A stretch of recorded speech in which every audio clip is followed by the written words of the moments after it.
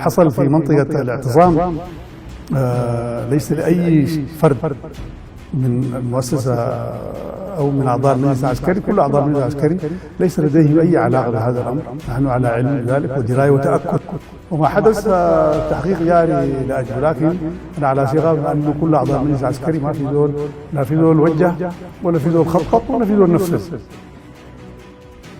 وفي الليلة السابقة للتنفيذ دعونا لاجتماع موسع حضره كل أعضاء المجلس العسكري الانتقالي، حضره كل قادة القوات النظامية والقادة المسلحة، رئيس أركان ومجموعته، رئيس هيئة الاستخبارات العسكرية، مدير جهاز الأمن والمخابرات الوطني ونائبه، مدير عام الشرطة ونائبه، قائد قوات الدعم السريع. وطلبنا أيضا من السيد رئيس القضاء والنائب العام أن يحضروا هذا الاجتماع لتقديم المشورة القانونية. كل اللي ذكرتم كانوا حضور في ذلك الاجتماع.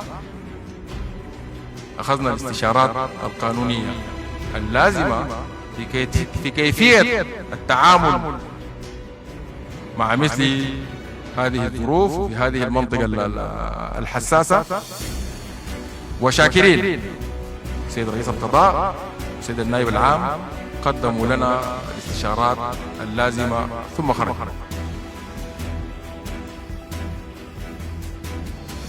ومن ثم وجهنا القيادات العسكرية بالتخطيط لفض هذا الاعتصام وفق الإجراءات العسكرية والأمنية المعروفة.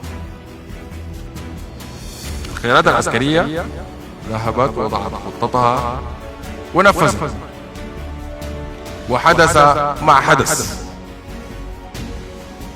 نحن نجدد أسفنا